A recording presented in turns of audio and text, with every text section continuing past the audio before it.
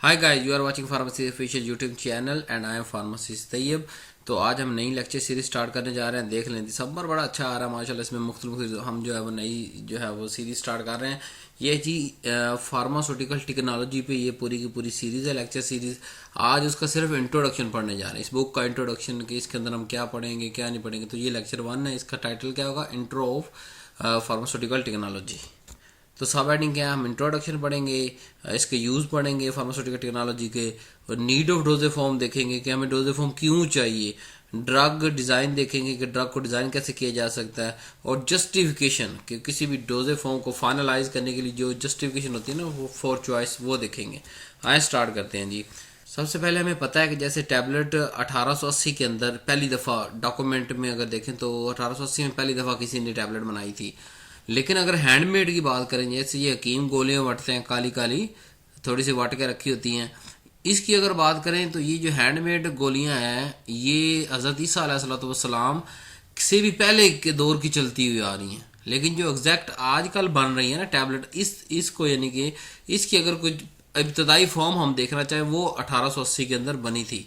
आज के दौर के अंदर तकरीबन 10 डिफरेंट ऑपरेशन है, मतलब मिक्सिंग, ग्राइंडिंग, ग्रैन्यूल बनाना, उसको अलग करना, और फिर एंड पे दोबारा mixing, pre mixing, post mixing, इस तरह के। फिर जो है आगे आगे उसकी जो है पंचिंग पे आ जाती है, फिर उसके टेस्ट होते हैं। तो इस तरह 10 मुख्तलिफ यूनिट ऑपरेशन मौजूद हैं इस वक्त किसी भी टैबलेट को बनाने के लिए। लेकिन अब मैं बात कर रहा हूँ कि 1880 से लेके अभी तक क्या हुआ। अभी 1880 से लेके अभी तक थोड़ी थोड़ी इंप्रूवमेंट आती गई, आहिस्ता आहिस्ता आहिस्ता आहिस्ता जैसे हमें चाहिए था हमने उसके अंदर इंप्रूवमेंट लेके आए। और उसको हम क्या कहते हैं, ऑप्टिमाइजेशन। कि अपनी उस जो टैबलेट है हमारी या जो भी डोजे फॉर्म है उसको हमने ऑप्टिमाइज किया ताकि वो एक रिक्वायर्ड डोज, रिक्वायर्ड फॉर्म के अंदर आ सके।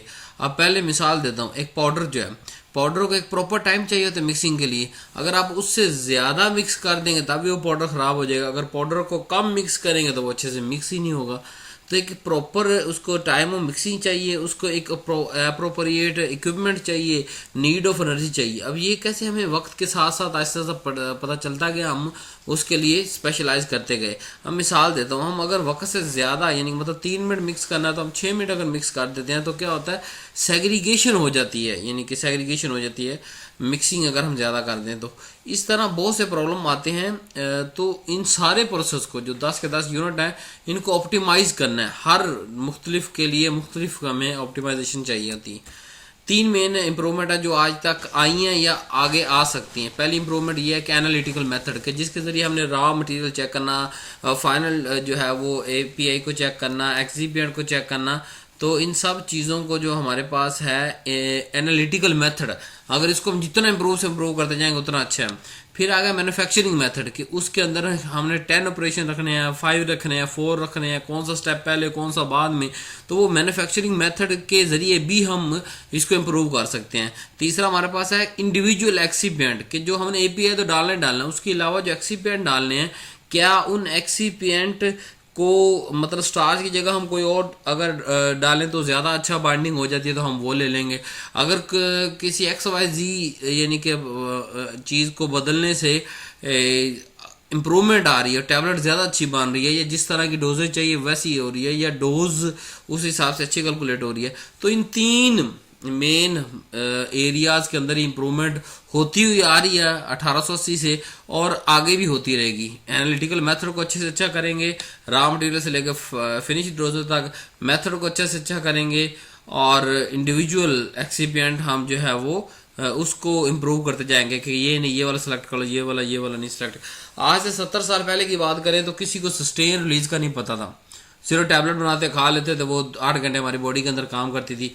अब सस्टेन रिलीज का अब आके जो है वो हो रहा है उसका, यानी कि हमने टेक्नोलॉजी इम्प्रूव की और हमें पता चला कि 24 घंटे में एक गोली अगर दें और उसको सस्टेन रिलीज कराएं, यानी मुसलसल रिलीज होती रहे ब्लड के अंदर, तो इस तरह हमने सस्टेन रिलीज बना ली। तो क्या हुआ, हमने इम्प्रूव किया ना वक्त के साथ साथ। और इसी तरह मिसाल देता हूँ, जैसे अगर जो है कोई भी ड्रग बक्कल कैविटी से स्टमक तक पहुंचती है, इंटेस्टाइन तक 3 से 4 घंटे लगते हैं। अब वही जो सारी की सारी जो है वो मटेरियल जब कोलोन से गुजरता है तो कोलोन से रेक्टम तक जाते हुए 8 घंटे लगते हैं। तो जब हमें इन टाइमिंग का पता है तो हम उस स्पेसिफिक साइट उसे कहते हैं स्पेसिफिक साइट ड्रग डिलीवरी, कि टारगेटेड ड्रग डिलीवरी, कि स्टमक के अंदर रिलीज कराना है, इंटेस्टाइन के अंदर रिलीज कराना है, कोलोन के अंदर रिलीज कराना है, तो वो हम टारगेट ड्रग डिलीवरी के बारे में भी बात कर सकते हैं।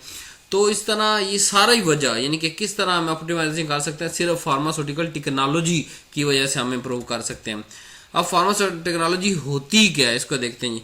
अकोमुलेशन ऑफ टेक्निक्स, के सारी सारी टेक्निक्स को इकट्ठा कर लो जो यूज हो रही है किसी भी फार्मूलेशन को, मौजूदा जो मौजूद है फार्मूलेशन उसको बनाने में, या जो नई कोई ड्रग सब्सटेंस उसकी डोजेज फॉर्म बनानी है उसके अंदर वो टेक्निक यूज हो रही है।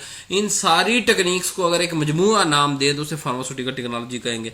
या एक सादी तारीफ आप और पढ़ सकते हैं कि pharmaceutical technology deal with the development of dosage form, कि वो ब्रांच है, वो टेक्नोलॉजी है जो डोजेज फॉर्म को डेवलप करने में मदद देती है। अब वो जो है ऑलरेडी एग्जिस्टिंग यानी कन्वेंशनल डोजेज फॉर्म को दोबारा बनाने के लिए भी काम देगी, और किसी नई को क्रिएट, जो नई क्रिएटेड ड्रग सब्सटेंस उसको भी जो डेवलप करने में हमें यही फार्मास्यूटिकल टेक्नोलॉजी, यानी इसमें वो सारी टेक्निक्स हम पढ़ेंगे किस तरीके से हम अच्छा कर सकते हैं जी।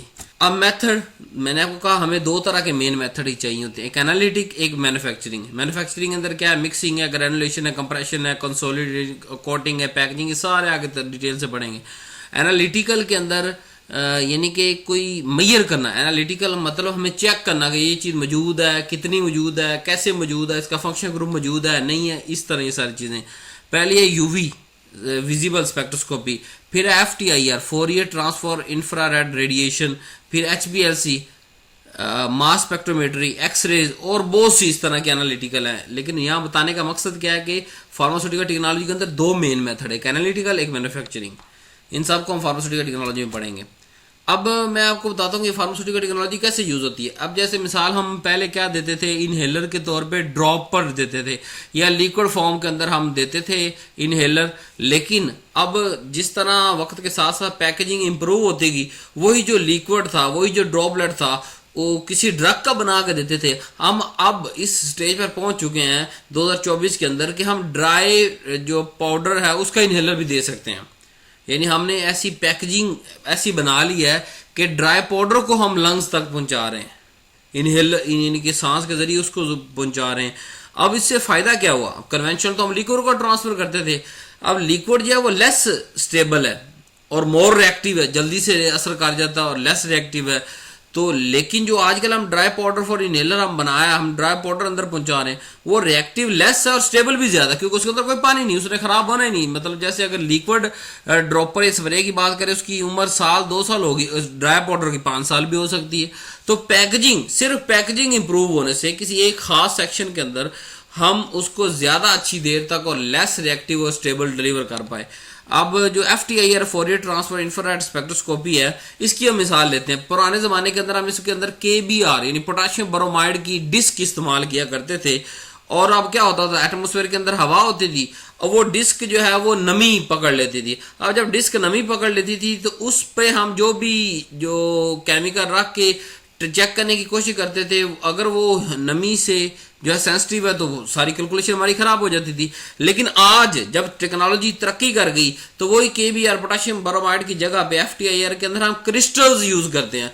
अब वो क्रिस्टल जो है वो एटमॉस्फेयर में उसका इफेक्ट नहीं होता, क्रिस्टल के दरमियान हम सैंपल रखते हैं और उसको स्कैन कर लेते हैं, तो वो मसला हमारा हल हो गया ना। तो वक्त के साथ साथ हम नई से नई टेक्नोलॉजी अडॉप्ट करते जा रहे हैं, सिर्फ एनालिटिकल और मैन्युफैक्चरिंग दो तरह के मेथड को गौर करते हुए, और तमाम तरह की टेक्निक जो पुरानी या नई उन सब को इस्तेमाल करते हुए किसी हर स्पेसिफिक डोजेज फॉर्म को उसके बेस्ट परफॉर्मेंस देने के लिए। अब एनालिटिकल जो एनालिसिस करते हैं केमिस्ट्री का, उसके अंदर मेन क्या है, एक्सीपिएंट को इम्प्रूव करना होता है हमारा मकसद। API तो API है, वो तो हमने देना ही देना है, ठीक है।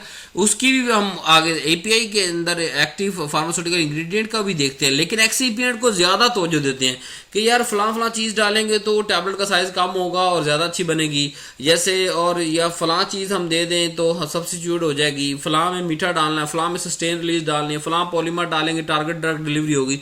तो एक्सीपिएंट पे हम ज्यादा फोकस के साथ बात करेंगे और उन सारे एक्सीपिएंट को हम एनालाइज भी करेंगे, ठीक है, फिर उसको मैन्युफैक्चर करेंगे। अब स्टार्च की मिसाल देता हूँ कि कैसे एक्सीपिएंट को, कैसे API के अलावा अब एक्सीपिएंट की बात करते हैं।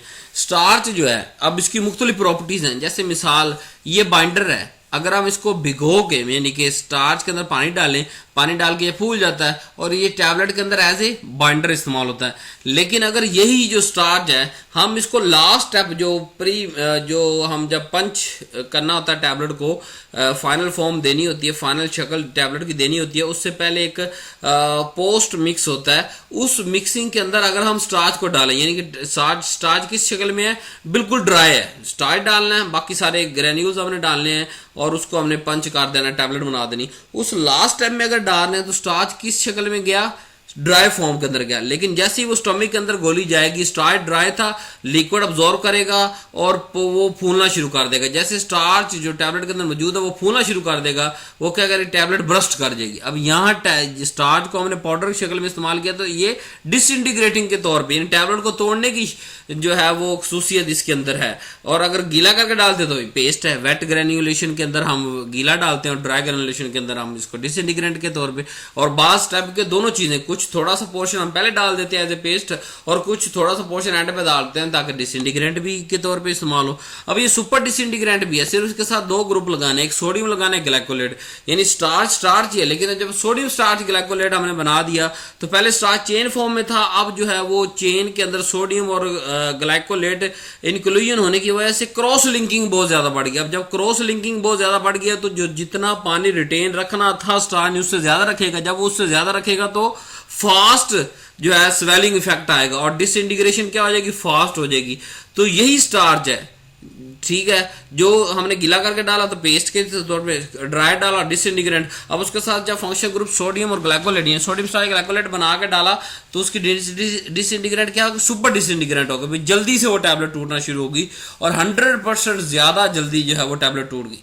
स्टार्च के अंदर मौजूद है ना, स्टार्च का सादा स्ट्रक्चर होता है, सोडियम और ग्लाइकोलेट का लगाने की वजह से क्रॉस लिंक होता है, पानी ज्यादा रिटेन रखता है, जब ज्यादा पानी रिटेन रखेगा तो जल्दी से ब्रस्ट कर जाएगा। अब इस तरह अभी तक अभी टुडे प्रेजेंट की बात करूं तो माउथ डिजोल्विंग टैबलेट भी आ गई कि मुंह के अंदर रखें और खुर जाती हैं।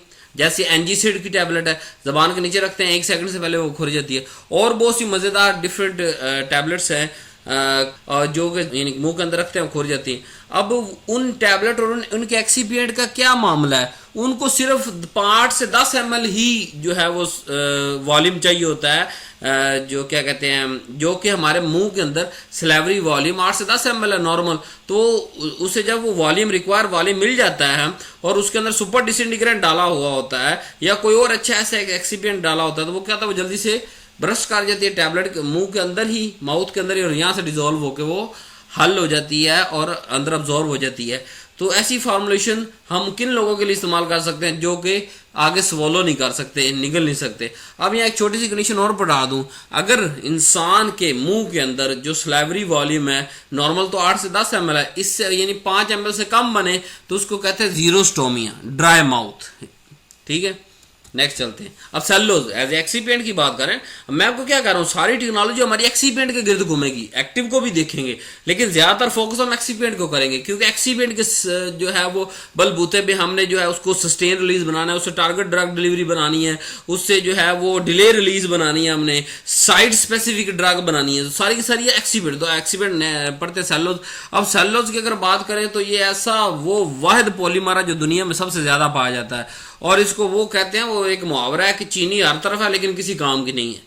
यानी अगर सेलुलोज इन इट सेल्फ देखें तो ये चीनी है, चीनी समझ लें, ग्लूकोज से बना हुआ सेलुलोज, तो ये चीनी हर जगह मौजूद है क्योंकि दुनिया में सबसे ज्यादा पॉलीमर यही पाया जाता है लेकिन इसे इस्तेमाल नहीं है।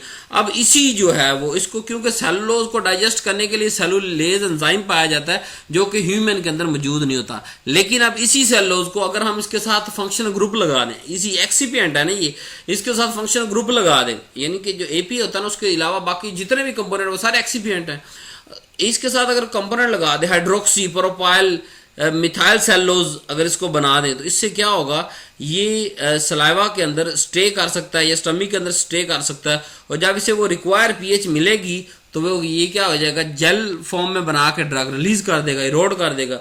तो अब जो हम कहते थे कि शुगर हर तरफ और किसी काम की नहीं, उसी को उस पर जब हम टेक्नोलॉजी स्टडी की, उसकी एनालिसिस की तो हमें पता चला कि हाइड्रोक्सी प्रोपाइल मिथाइल सेलुलोज यानी कि उसको बनाने से वो हमारे काम की चीज बन गई, ठीक है। इसी तरह अगर दूसरी मिसाल लें, एक्रालेट्स की मिसाल लें, वो एक्रालेट्स ऐसे एक्सीपिएंट हैं जो कि कोलोन के अंदर जाके जो है ना वो ड्रग को रिलीज करते हैं, ना स्टमक में कुछ होने देते हैं, ना माउथ में, ना इंटेस्टाइन में, कोलोन आखिरी हिस्से के अंदर जाकर ड्रग को रिलीज करवाते हैं। तो टारगेट ड्रग डिलीवरी हो गई ना, मतलब एक स्पेसिफिक साइट पे। अब ये नया टॉपिक आ रहा है जी, need for डोजेफॉर्म।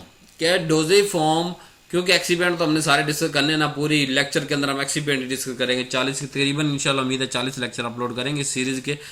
Need for dosage form. अब डोजेफॉर्म होता क्या, पहले ये समझ लें। मैंने बहुत सारी वीडियोस में बता चुका हूं कि डोजेफॉर्म क्या है। फिनिश जो ड्रग की शेप होती है उसको डोजेफॉर्म का, यानी ड्रग या एपीआई या ड्रग एक ही चीज है। एपीआई या ड्रग, उसकी फाइनल शक्ल को हम डोजेफॉर्म कहते हैं।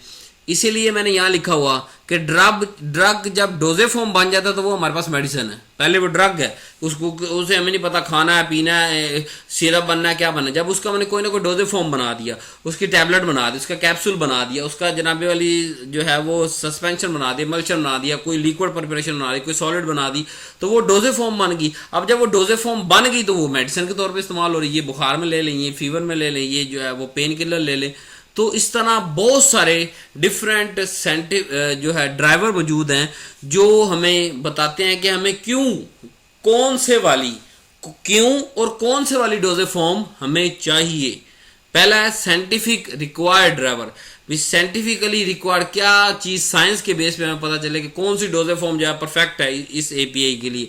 नंबर 2, पेशेंट रिलेटेड ड्राइवर, कि कौन सा पेशेंट रिलेटेड फैक्टर है जो हमें बताते हैं कि इस खास जो है वो बीमारी के अंदर जो खास एपीआई होता है इसके अंदर कौन सी पेशेंट को रिक्वायर्ड। प्रिस्क्राइबर रिलेटेड ड्राइवर, के डॉक्टर किस चीज को देख रहा है, प्रिस्क्राइबर किस चीज को देख रहा है। इकोनॉमिक ड्राइवर, के पैसों को भी देखना है, मिसाल इतने ही एक्टिव एक्सीपिएंट नहीं डाल देने के वो आउट ऑफ रेंज हो जाए, ठीक है। तो ये 4 मुख्तलिफ वजूहात हैं जिसकी बुनियाद पे हम किसी भी डोजेफॉर्म का फैसला करते हैं कि हमें लिक्विड चाहिए, सॉलिड चाहिए, सस्पेंशन चाहिए, मल्चन चाहिए, क्या नहीं। इनको डिटेल से देखते हैं। साइंटिफिकली के अंदर सबसे पहले हमने देखना है कि हमें वो डोजेफॉर्म लेनी है जिसके अंदर हमारी एपीआई स्टेबल हो। मैं क्या कह रहा हूं कि वो वाली डोजेफॉर्म हमें सिलेक्ट करनी है जिसमें हमारी एपीआई स्टेबल हो, खराब ना हो। सिरप के ऊपर 2 साल लिखा हो तो वो 2 साल एपीआई उसके अंदर सही रहे। डोज एक्यूरेट करना आसान हो, मतलब हमने मरीज को कहा 2 चम्मच लेना तो उसे 2 चम्मच ही लेना हो, ये ना किसी 2 चम्मच के अंदर उसके ज्यादा मेडिसिन मिले, किसी कम। तो number 3, target drug delivery. Toxicity नहीं होनी चाहिए उस एपीआई की उस डोजेफॉर्म के अंदर। सेफ्टी इंफॉर्मेशन जो है रिगार्डिंग ड्रग यूज उस डोजेफॉर्म के अंदर हमें पता होनी चाहिए। पैलेटेबिलिटी, उस जो डोजेफॉर्म बनेगी उसकी पैलेटेबिलिटी हमें पता हो। लोकलाइज्ड इफेक्ट है या नहीं है देखना है। साइड स्पेसिफिक ड्रग रिलीज हमें करवानी है स्टमक के अंदर, इंटेस्टाइन के अंदर, या इंटेस्टाइन किसी पार्ट के अंदर। एक्टिव या पैसिव लोडिंग ऑफ ड्रग किसी भी डोजेफॉर्म के अंदर। तो ये साइंटिफिकली हमें जवाब देता है कि इस खास एपीआई के लिए हमें फलां वाली डोजेफॉर्म चाहिए। नेक्स्ट चलते हैं पेशेंट रिलेटेड, कि पेशेंट की एज क्या है, मतलब अगर बच्चा है तो टैबलेट बना सकते हैं, नहीं उसके लिए सिरप बनाएंगे। अगर बुढ़ा है तो उसके लिए टैबलेट बना सकते हैं, नहीं उसके लिए भी हमें सिरप चाहिए, सस्पेंशन चाहिए, इमल्शन चाहिए, ठीक है। पैलेटेबिलिटी वही, यानी कि लेने का इशू। बच्चों के लिए हमें इसलिए लिक्विड डोजेफॉर्म चाहिए होती, बड़ों के लिए हमें पैलेटेबिलिटी इशू नहीं होता तो हम उसके लिए सॉलिड डोजेफॉर्म भी चूज कर सकते हैं। इंगल्फमेंट इशू, कि उसको लेने का आगे निगलने का जो है वो इशू आ रहा है कि नहीं आ रहा, उस डोजेफॉर्म से हल हो रहा है नहीं हो रहा। पेशेंट का बिलीव क्या है, मतलब अगर मुसलमान है, हिंदू है, अगर हिंदू है और हिंदू के अंदर वो जनाबे वाली जो है वो जैसे कहते हैं वेजिटेरियन है, तो अब कोई भी ऐसी डोजेफॉर्म या उसके में मौजूद ऐसा एक्सीपिएंट हम नहीं डाल सकते जो वेजिटेरियन ओरिजिन ना हो, तो नहीं तो वो हमारी दवाई में बिकेगी नहीं, ठीक है। इसी तरह अगर कुछ पेशेंट जो है वो resist to take gelatin containing product, क्योंकि वो सोचते हैं कि जो है वो इसका ओरिजिन वेजिटेरियन नहीं है, तो इसलिए वो जेलेटिन से बनी चीजें नहीं खाते। तो इसको भी हमें देखना है कि जो डोजेफॉर्म हम बनाने जा रहे हैं पूरी कम्युनिटी के लिए, क्या हमारी कम्युनिटी वो चीज एक्सेप्ट करती है, उसके अंदर जो एक एक्सीपिएंट कोई सा भी मौजूद है, क्या उस वजह से हमारी डोजेफॉर्म रिजेक्ट तो नहीं हो जाएगी। नेक्स्ट हमारे पास प्रिस्क्राइबर, कि डॉक्टर जो है प्रिस्क्राइबर वो क्या देखता है, वो ये देखता है कि जो मैं डोजेफॉर्म लिख रहा हूं क्या इस पेशेंट के अंदर वो लोकलाइज इफेक्ट देगी? क्या इसके अंदर क्वालिटी प्रोडक्ट जो है वो हमें मिलेगी? अपीलिंग इफेक्ट के एक अच्छा लुकिंग, वाकई मरीज ये ना दवाई ले रहा हो और उसका ना ढक्कन सही से लग रहा हो, ना उसके अंदर लेबल सही हो, ना इस चीज़ की चीज़ें हो, अपीलिंग ये नजर आने वाली चीज़ ही वो खराब हो, तो मरीज ने कहाँ से सही होना? उसने कहा ये 2 नंबर लोकल सी दवाई है। एस्थेटिक अपीयरेंस, यानी कि एस्थेटिक अपीयरेंस का मतलब ये है कि उसकी बाहर वाली बनावट किस तरह की है। तो ये सारे फैक्टर डॉक्टर सोचता है कि ये टैबलेट मैं इसे दूं, पेशेंट को ना दूं, क्या करूं क्या ना करूं। तो जब डोजेज फॉर्म में बनानी है तो ये सारी चीज़ें हमें सामने रखनी है। अब इकोनॉमिक ड्राइवर, मिसाल देता हूं आपको कि कॉस्ट ऑफ मेडिसिन जो थेरेपी वो एक खास रेंज के अंदर, अगर नज़ला जुकाम की दवाई हज़ारों के अंदर बनाने शुरू कर देंगे, मतलब 2 खुराकें नज़ले की 5,000 की आए, तो कोई लेगा? नहीं लेगा ना। वजह कि वो हमारी इकोनॉमिक ड्राइवर हमने सामने नहीं रखा। तो हमें एक्सिपिएंट मुख्तलिफ यूज़ करने हैं एक एपीआई की मुख्तलिफ डोजेज फॉर्म बनाने के लिए, लेकिन हमें उसकी इकोनॉमिक पैसे के हवाले से देखना है, सोचना, समझना है। अब मिसाल देता हूँ आपको, मोनोक्लोनल एंटीबॉडीज़ हैं, ठीक है, MAB, ये ट्रीट होती हैं कि any disease if surface active agent recognise, अगर हमें सरफेस एक्टिव रिकोगनाइज हो जाए तो हम उसकी एंटीबॉडीज अंदर फेंकते हैं, बॉडी के ऊपर ट्रीटमेंट होता है। अब इसका एक इंजेक्शन 1.25 लाख का है, 1,25,000 रुपये का। तो क्या कोई एक इंजेक्शन थोड़ा लगना, कोई 10-12 इंजेक्शन लगेंगे या उस पेशेंट के हिसाब से उसको इंजेक्शन लगेंगे? तो क्या इतना इकोनॉमिक उस मुल्क के अंदर सस्टेन कर सकता है इतना महंगा इलाज? तो हमें अपने एक्सीपिएंट को, एपीआई को तो हमने मैक्सिमम अच्छे से अच्छा लेना है। ठीक है, हम चाइना ओरिजिन नहीं लेते, हम इंडियन नहीं लेते, हम अमेरिकन ले लेते हैं, लेकिन मोस्टली चाइना और इंडिया से ही जो है पाकिस्तान बाय करता है, या इंडिया खुद अपना बना रहा है, बांग्लादेश भी अपना बना रहा है और दूसरों से इंपोर्ट भी करता है। लेकिन जो स्टैंडर्डाइज यूएसबी, बीपी इसके अंदर जो दिया होता है वो सारे अमेरिकन जो है वो, या अच्छे country USA, United state America, उनके जो है वो स्टैंडर्ड्स को फॉलो करने वाले एपीआई दिए होते हैं। वो तो हमने मैक्सिमम अच्छे से अच्छे लेने एपीआई, लेकिन एक्सिपिएंट हमें रिप्लेस करते रहने चाहिए। अगर एक स्टार्च जो है वो उससे डालने से हमारा काम हो रहा है तो उससे महंगा एक्सीपेंट हम क्यों डालें? ठीक है, तो ये भी डोजेज फॉर्म को चीज डिफाइन करती है। ये सारे ड्राइवर ड्राइव करते हैं, ये सारे फैक्टर इफेक्ट करते हैं, जिसकी बुनियाद पे क्वालिटी एश्योरेंस का ये डिपार्टमेंट होता है, उसने ये सारी डॉक्यूमेंटेशन करनी होती है और सारा बताना होता है कि कौन सी डोजेज फॉर्म उन्हें चाहिए नहीं चाहिए। अब फिजिकल प्रॉपर्टी की बात करें कि सोलबिलिटी भी होनी चाहिए। अब मिसाल लेट सपोज अगर कोई ड्रग सोलुबल ही नहीं है तो उसका सोल्यूशन कैसे बनेगा, उसका सिरप कैसे बनेगा? तो वो क्या करेंगे, हम उसके लिए सस्पेंशन या इमल्शन बना लेंगे हम। और उसके अलावा अगर उसके अंदर किसी के जो आता है हमारे पास, जैसे पैरासीटामोल का हम सिरप क्यों नहीं बनाते?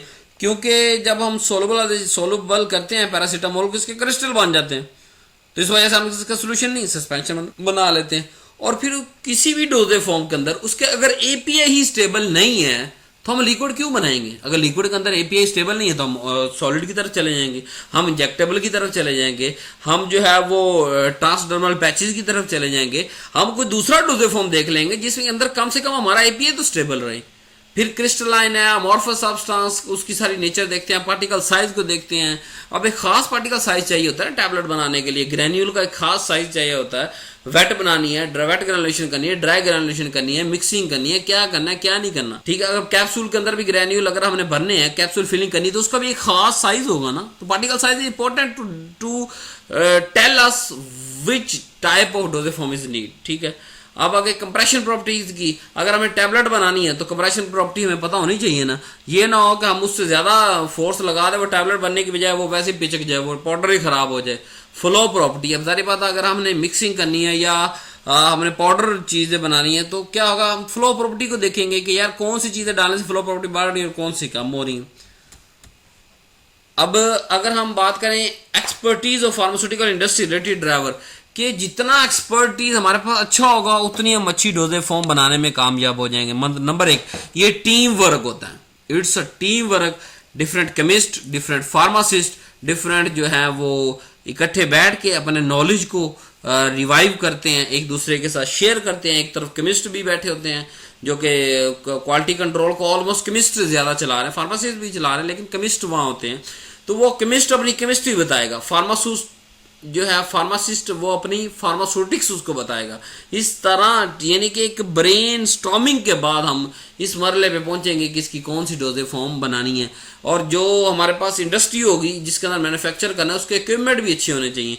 उसके अलावा जो डिलीवरी हमें जिस टारगेट कम्युनिटी है उसका सर्वे करना पड़ेगा कि इस खास डोजेज फॉर्म को इस कम्युनिटी की ज़रूरत भी है। ये नहीं हो कि हमें एक खास फार्मूले की जरूरत ही नहीं है, उसको लाखों करोड़ों सिरप बना दें उस सिरप, या आबादी से ज्यादा जो है वो मेडिसिन बना दें, या आबादी के अंदर वो डिजीज अगर 2% है हम उसकी जो है वो अपनी जो है इंडस्ट्री के अंदर 10% बजट उस पर लगा दें। नहीं, हमें कम्युनिटी नीड को देखना है, हमें फार्मास्यूटिकल जो है वो इंडस्ट्रीज के अंदर एक्सपर्टीज को देखना है, हमें पेशेंट रिलेटेड ड्राइवर्स देखने हैं, prescriber related driver with excipient related driver देखने हैं। तो ये सारी चीजें मिलकर हमें एक जवाब देती हैं कि फलां एपीआई का फलां वाला जो है वो डोजेज फॉर्म हमने बनानी है।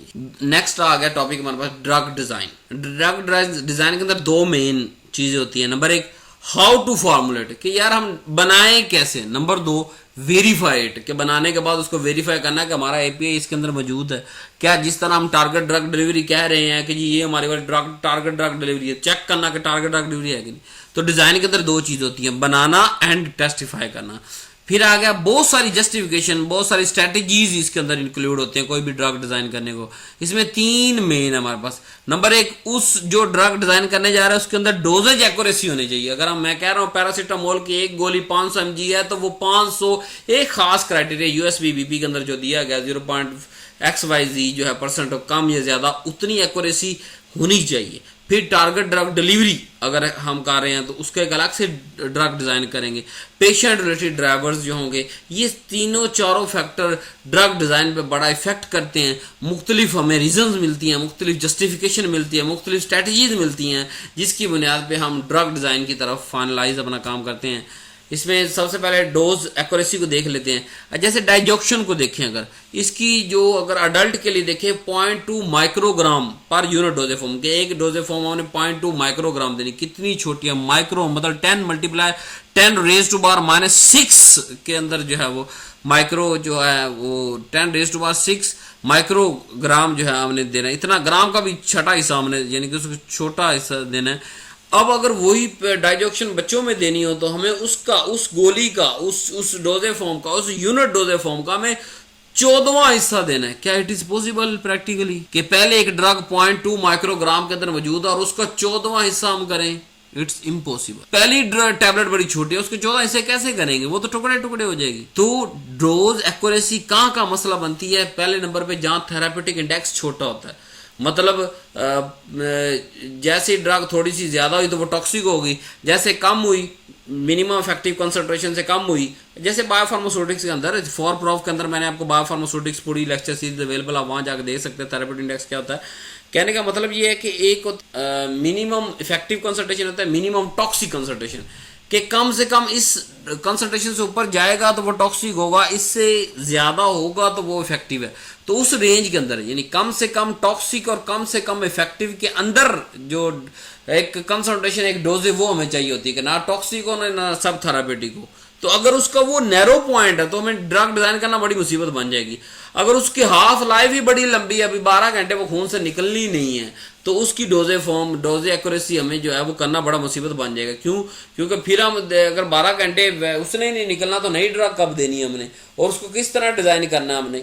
इस तरह फिर ड्रग अकोमुलेशन यानी कि हम दे ज्यादा रहे हैं निकल कम रही है, मतलब 500 mg दे रहे हैं और निकल 300 mg रही है, तो वो हर दफा 200 mg अकोमुलेट होती जाएगी, जिसे कहते हैं कंपाउंडिंग इफेक्ट, कि वो जिस्म के अंदर बढ़ती। ऐसे ये सारे सवालात के जवाब हमें ड्रग डिजाइन में मिलते हैं कि how we can control the dosage accuracy. अब टारगेट ड्रग डिलीवरी की अगर बात करें, मतलब बाज दफा हमें फार्माकोलॉजी इफेक्ट शो करने के लिए किसी खास स्पेसिफिक साइट पे जाके ड्रग को देना होता है, ठीक है। अब उस साइड तक वो सेफ डिलीवर हो जाए, ठीक है, तो इसका जो है वो मिसाल देता हूं आपको, डिक्लोफेनिक इंजेक्शन है, अगर हम उसको लगाते हैं उसको दर्द होती है। अब बाहरली कंट्रीज के अंदर, अमेरिका के अंदर डिक्लोफेनिक के पैचेज मौजूद हैं, ठीक है, अल्टरनेटिव डोजेज फॉर्म तो मौजूद है ना।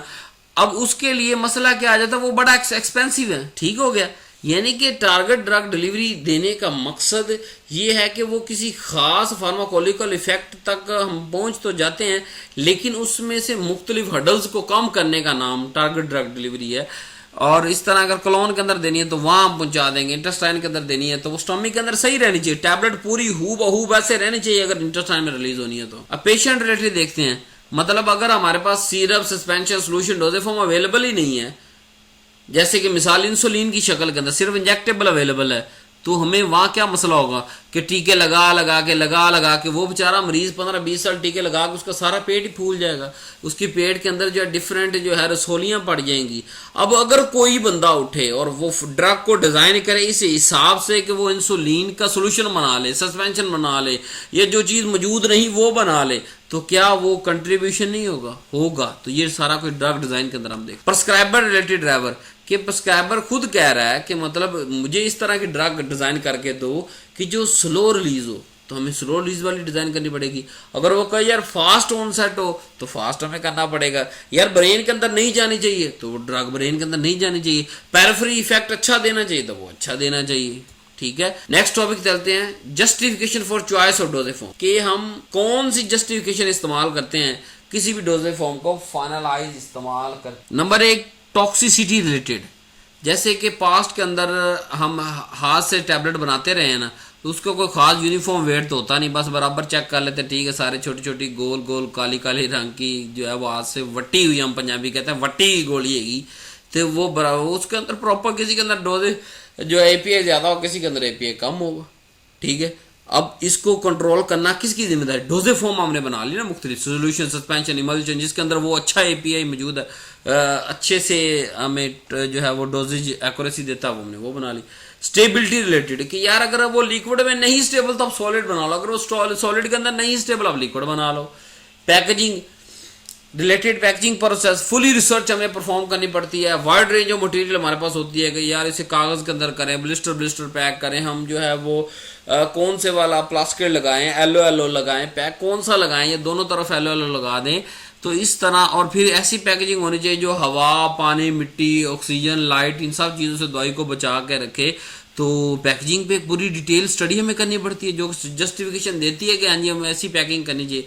फिर पैलेटेबिलिटी कि क्या ये डोजेज फॉर्म, मतलब अगर हम सिरप बना भी लिया तो वो इतना कड़वा जहर है कि पेशेंट आधी चम्मच लेता है वो उल्टी कर देता है। तो पैलेटेबिलिटी भी हमें उसकी पूरी मुकम्मल रिसर्च करनी पड़ती है। अगर एक ऐसा chemical substance that is being used related to the taste bud, हम अगर मतलब दवाई देनी है ना, साथ में कोई ऐसा दे दें जो टेस्ट बड के साथ रिएक्ट कर जाए उससे पहले एपीआई से, तो क्या एपीआई का जायका आएगा? नहीं आएगा। इसलिए जैसे हम रिसेप्टर को डिसेंसिटाइज करने के लिए मेथनॉल बाज़ दफ़ा ऐड कर लेते हैं, ठीक है, और बाज़ दफ़ा स्वीटनिंग एजेंट ऐड करते हैं। कि स्वीटनिंग एजेंट क्या होता है? सीरम के अंदर स्वीटनिंग एजेंट मौजूद होते हैं, वो एपीआई को रिएक्ट करने से पहले ही ज़बान के रिसेप्टर पे स्वीटनिंग एजेंट ऐड हो जाते हैं। तो वो क्या होता है? हमें जायका नहीं आता, हमें मीठा मीठा लगता है, हालांकि वो कड़वा उसके अंदर मौजूद है। लेकिन क्योंकि हमने ऐसा ड्रग डिज़ाइन किया, डोजेज फॉर्म चूज़ की, जिसके अंदर क्या हुआ कि एपीआई पीछे रह गया और एक्सीपिएंट ने रिएक्ट कर लिया और एपीआई अंदर पेट के अंदर चला गया, तो पैलेटेबिलिटी इशू जो है वो रिमूव हो गया। So do not forget to subscribe my channel. ये हमारी वेबसाइट है www.ibnsultanpharmacy.com। अलहमदुलिल्लाह लॉन्च है, बहुत अच्छी चल रही है। आप इसके ऊपर जाके ऑर्डर प्लेस कर सकते हैं और मुख्तलिफ डिस्काउंट वक्त के साथ चेंज होते रहते हैं, आपको अवेलेबल होगी पूरे पाकिस्तान के अंदर विद डिलीवरी चार्जेस। बहुत नॉमिनल से हैं, जितने दूसरे ले रहे हैं उतने ही हैं, लेकिन आपको ऑल ओवर द रेंज जो है वो मिल जाएगी यहाँ मेडिसिन की। थैंक यू वेरी मच, अल्लाह हाफिज़।